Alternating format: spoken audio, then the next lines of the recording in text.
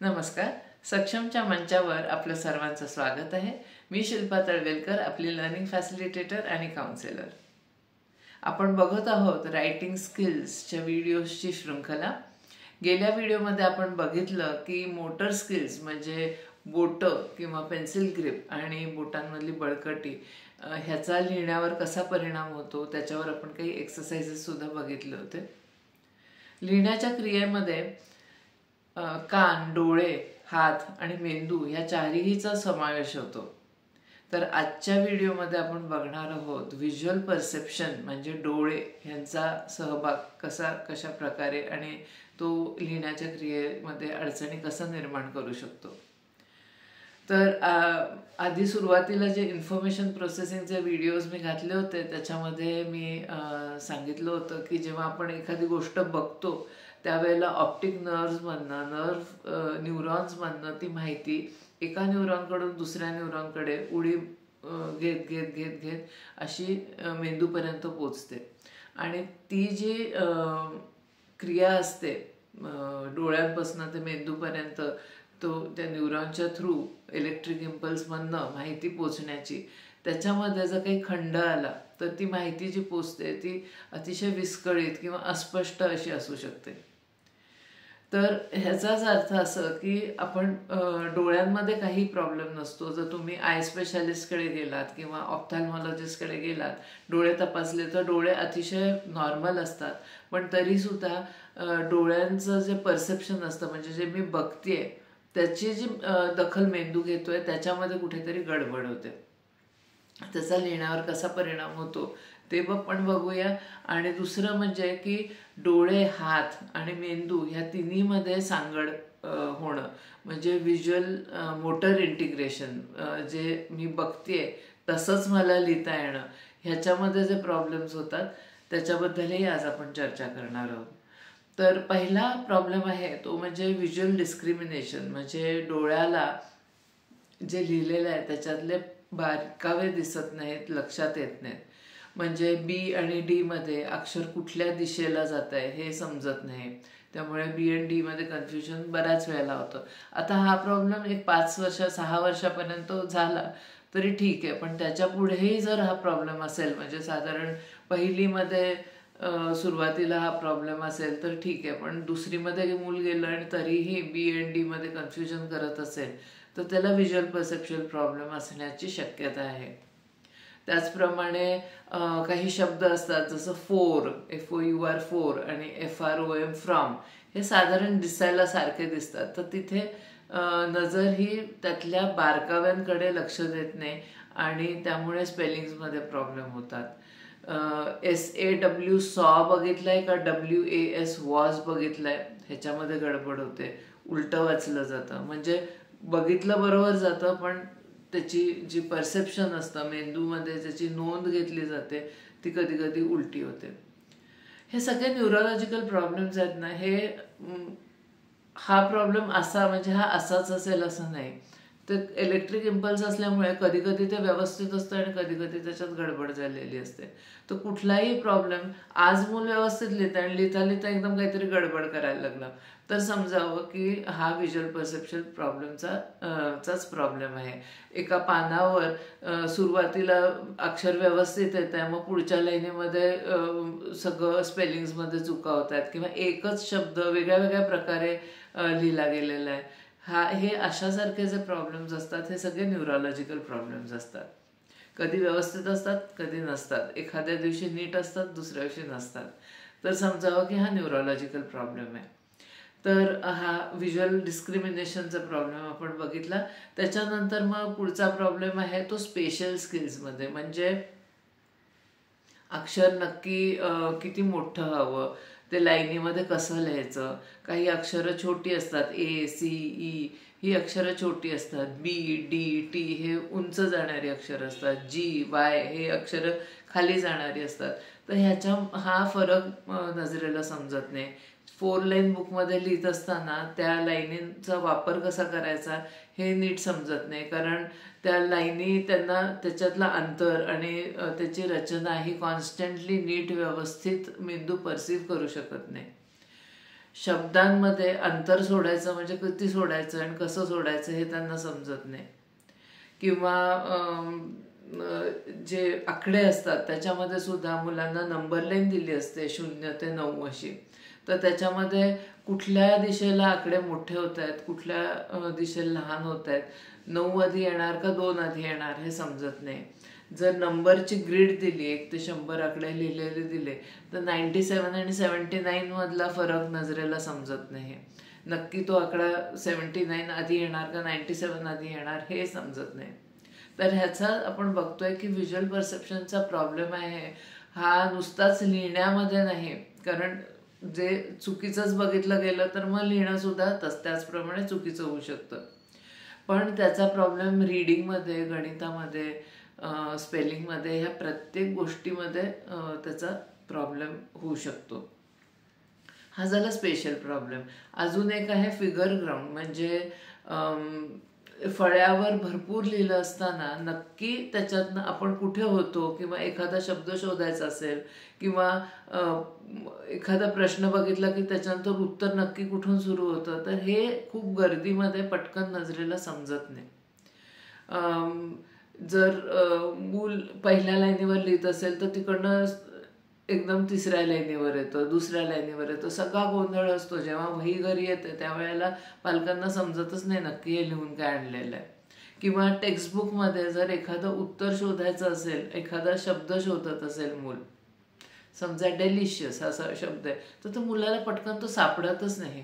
जर समजा प्रश्न दिला आणि उत्तर पुस्तकातनं बघून लिहा सांगितलं तर ते शब्द त्यांना जे शोधतायत ते पटकन सापडत नाही. त्याचप्रमाणे मग व्हिज्युअल मेमरी आहे, ज्याच्यामध्ये जे बघतोय स्पेलिंग ते व्हिज्युअलाइज करता येत नाही, ते लक्षात राहत नाही मुलांच्या. हा एक प्रॉब्लेम असू शकतो. त्याच्यानंतर व्हिज्युअल क्लोजर, म्हणजे थोडा भाग दिला असला, म्हणजे समजा एखाद्या स्पेलिंगमध्ये मध्ये ब्लँक्स दिले असल्या तर नक्की हे काय असू शकतं किंवा पूर्ण स्पेलिंग व्हिज्युअलाइज करणं हे करता येत नाही. पूर्ण वाक्य आणि त्याच्यात अर्धवाक्य दिलं आणि अर्ध नाही तर ते व्हिज्युअलाइज करता येत नाही. मॅच द फॉलोइंग सारख्या गोष्टी करता येत नाहीत. किंवा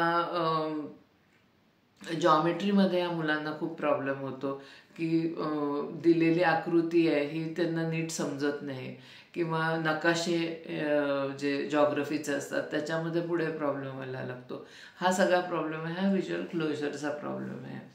ह्या सगळ्या गोष्टी ॲक्च्युअली वहीमध्ये काम करत असताना मुलाला कशा कशा होतात आणि त्याच्यावर काय काय एक्सरसाइजेस करायचे आहेत ह्याच्याबद्दल आपण आता चर्चा करूया. पण एकंदरीत मुलांना व्हिज्युअल परसेप्शन करता भरपूर ॲक्टिव्हिटीज सतत देत राहणं, म्हणजे वेगळ्या वेगळ्या आकाराच्या वस्तू एकत्र करणं, त्याच्यातनं वस्तू शोधून काढणं, किंवा सापशिडी खेळायला देणं, त्याच्यामध्ये मुलांना वर खाली डावं उजवं ह्या सगळ्या डायरेक्शन्स कळतात. जो डाईस टाकला असतो तो त्याच्यावर नक्की किती ठिपके हे नजरेने ओळखणं आणि अंदाज लावणं हे समजतं. लुडो द्या, त्याच्यानंतर टिकटॅक्टो आहे जिथे ते फुली गोळे घालायचे तसला खेळ द्या. हे सगळे व्हिज्युअल क्लोजर, डिस्क्रिमिनेशन ह्या सगळ्या गोष्टींवर भरपूर उपयोग होतो याचा. चित्र रंगवायला द्या, बाउंड्रीजमध्ये कसं राहायचं आणि चित्र काढायचं, वेगळे वेगळे शेप्समधला फरक समजणं, ह्या सगळ्या गोष्टी, ह्या सगळ्या ॲक्टिव्हिटीज KG मधल्या मुलांना भरपूर द्या. त्याच्यामुळे मुलांच्या व्हिज्युअल स्किल्सवर चांगला परिणाम होतो. कारण कुठलाही जो अक्षर असतं इंग्लिशमधलं ते तुम्ही बघितलं तर ते एक बेसिक शेपमधनं आलेलं असतं. एक तर ट्रायंगल असतं किंवा रेक्टँगल असतो किंवा स्क्वेअर असतो, ह्याच्यामध्ये बसणारं असतं. तर जर मुलाला बॉर्डर लाईन्स कळल्या नाहीत, आत काय आणि बाहेर काय हे कळलं नाही, तर ही बेसिक स्किल आहे. ही स्किल कळल्यानंतर मूल अक्षरं लिहू शकतं. किंवा स्लँटिंग लाईन आहे, स्टँडिंग लाईन आहे, स्लीपिंग लाईन आहे, ह्या सगळ्या गोष्टी समजण्याकरता आधी त्यांना भरपूर शेप्स कलर करणं, किंवा चित्र, सफरचंद झालं, केळं झालं, अशा छोट्या छोट्या ढोबळ चित्रांपासून मग झाड किंवा झाडाची पानं असं हे कलरिंग करणं, शेपच्या आत राहून कलर करणं, ह्या गोष्टी शिकवल्या पाहिजेत. त्याच्यामुळे व्हिज्युअल परसेप्शनवर खूप चांगला परिणाम होतो. बाकी ज्या नोटबुकच्या ॲक्टिव्हिटीज आहेत त्या काय देता येतील त्याच्याबद्दल आपण बघणार आहोत आता. तर चला बघूया. मुलं बऱ्याचदा जेव्हा व्हिज्युअल डिस्क्रिमिनेशनचा प्रॉब्लेम असतो, बी, पी, डी ह्या सगळ्या अक्षरांमध्ये त्यांचा गोंधळ होतो वाचताना आणि लिहिताना सुद्धा. तर अशा वेळेला मी इथे एक A4 शीट तयार केलेली आहे. वर एक मोठा बी लिहिलेला आहे आणि मी त्यांना सांगते की हा बी ट्रेस करायचा. वेगळ्या वेगळ्या कलर्सच्या ह्यानी क्रेयॉनने तो ट्रेस करायचा. ट्रेस करत असताना स्टँडिंग लाईन गोळा, दुसरा कलर स्टँडिंग लाईन गोळा, असं 3-4 कलर्सनी ते ट्रेस करत राहतात. त्याच्यामुळे एक प्रकारचं व्हिज्युअल स्टिम्युलेशन मिळतं आणि तोंडाने स्टँडिंग लाईन गोळा असं म्हणत राहायचं. तर त्याच्यामुळे एक ऑडिटरी स्टिम्युलेशन मिळतं. नंतर मग हा वॅक्स क्रेयॉन वापरलेला आहे. तर हा वॅक्स क्रेयॉनमुळे एक टेक्स्चर तयार होतं. मुलांना त्याच्यावरनं असं ट्रेस केलं की एक वेगळा हाताला फील येतो. ते झाल्यानंतर मग खाली दिलेल्या अक्षरांपैकी कुठलं मॅच होतं आहे ते सर्कल करायला सांगायचं. हे एकदा A4 शीटवर झाला हा एक्सरसाइज की मग त्याच्यानंतर हा तुम्ही वहीवर ट्रान्सफर करू शकता. इथे मी एक वहीवर सॅम्पल तयार केलेलं आहे. ह्याच्यामध्ये तुम्ही P बरोबर असं करू शकता, T बरोबर, N बरोबर.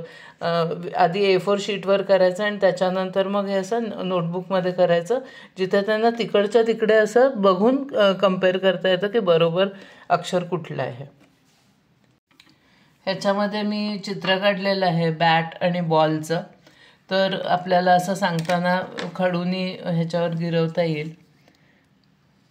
बॅट आणि बॉल, बॅट आणि बॉल या प्रकारे गिरवता येईल. आणि मग लिहिताना सुद्धा जेव्हा ब येतं तेव्हा मूल आपोआप बॅट बॉल, बॅट बॉल असं लिहू शकतं.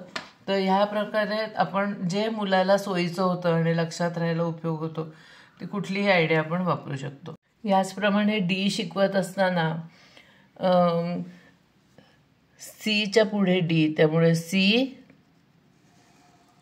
आणि डी असं सांगू शकतो. किंवा सी आणि डी आणि डॉगला आहे एक शेपूट,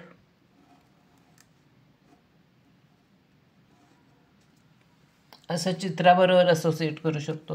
म्हणजे आपण हे मोटर स्किल वापरलं, सी नंतर डी हे सिक्वेन्सिंग वापरलं, त्याच्यानंतर मग असं चित्र त्याला दिलं. त्यामुळे मुलांना कुठल्या तरी प्रकारे एक लक्षात राहून जातं आणि ते त्यांच्याकरता कायम काम करतं.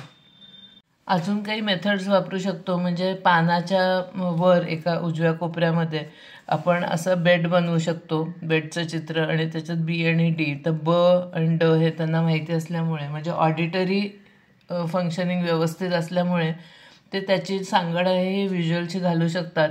आणि ब आवाज आलेला हा बी आहे तर त्यामुळे तो लिहायचा. तर हे असं त्यांना करता येतं. मुलांना बऱ्याचदा अक्षर छोटं मोठं, म्हणजे जसं हे दिलेलं आहे तसं वापरायचं हे कळत नाही. 4 लाईनींचा वापर कसा करायचा ते समजत नाही. आणि मग सगळे शब्द असतात ते एकाच साईजचे होऊन जातात. मध्येच कॅपिटल येतं, मध्येच स्मॉल येतं. हा प्रॉब्लेम येतो. तर त्याच्याकरता मुलांना एक्सरसाइज देता येईल. आणि तो म्हणजे मी इथे बॉक्सेस बनवलेले आहेत आणि मुलांनी ह्या शब्दांचा आकार बघायचा आणि त्याप्रमाणे कुठला योग्य तो बॉक्स आहे तो ओळखायचा आणि त्याच्यामध्ये तो अक्षर फिट करायचं. म्हणजे समजा इथे आता ए आला, इकडे ए आणि टी आलं, अशासारखं हे लिहायला शिकवायचं. हे पण तुम्ही आधी मोठ्या A4 शीटमध्ये बॉक्सेस बनवून देऊ शकता. सुरुवातीला 1, 2, 3 लेटर्सपर्यंतचे शब्द द्या, छोटे शब्द द्या आणि कमी शब्द द्या. त्याच्यानंतर हळूहळू मग तुम्ही इथे वाढवू शकता. त्याच्यामध्ये मी वेगळ्या वेगळ्या कॉम्बिनेशन्समध्ये शब्द घेतलेले आहेत आणि ते मुलांनी मॅच करायचे आहेत. जसं आता इकडे एट येईल, ATE येईल, इकडे MAN मॅन येईल, असे करून जोड्या लावायच्यात. तिसरा प्रकार हा आहे की मी खाली चित्र दिलेलं आहे, खाली चित्र दिलेलं आहे. जसं समजा आता स्टार आहे, तर हे स्टार बघितल्यानंतर मुलाला ह्या चौकोनांमध्ये घालायचं, तर मग the child has to visualise की नक्की कसं दिसतं अक्षर. स्टार म्हणजे कसं दिसेल, तर छोटा एस असेल, मग उंच टी असेल, आणि मग त्याप्रमाणे त्यांनी योग्य तो असा त्याचा एक हे सिलेक्ट करायचं आहे. आणि तिकडे मग त्यांनी स्टार बनवायचा, इकडे त्यांनी स्टार बनवायचा, आणि मग इथे लिहायचं त्याप्रमाणे.